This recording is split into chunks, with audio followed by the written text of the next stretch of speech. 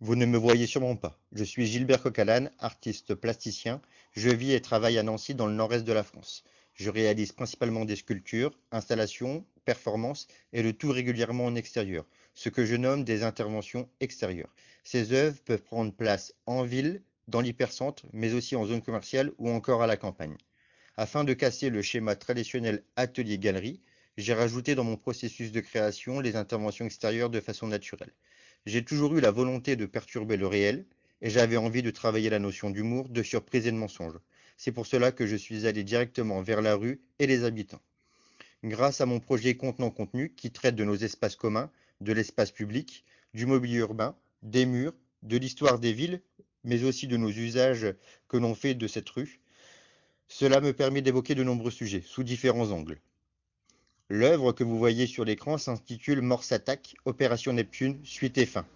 Initialement commandée par la ville de Nantes pour son événement en 2017, le voyage à Nantes, elle est désormais visible dans la ville de Nancy de façon pérenne pour son parcours ADN.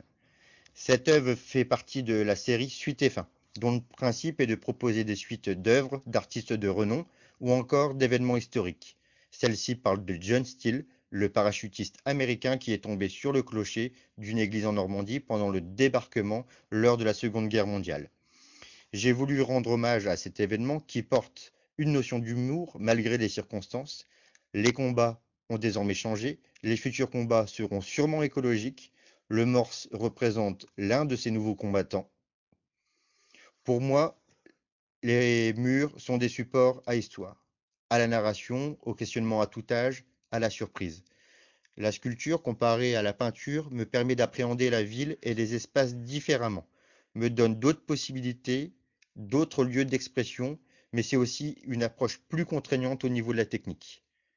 L'art urbain est dense, la sculpture, les installations, les performances sont peu représentées, peu documentées, mais de nombreux artistes travaillent quotidiennement pour offrir une palette la plus large possible. Et pour finir, je tenais à vous dire,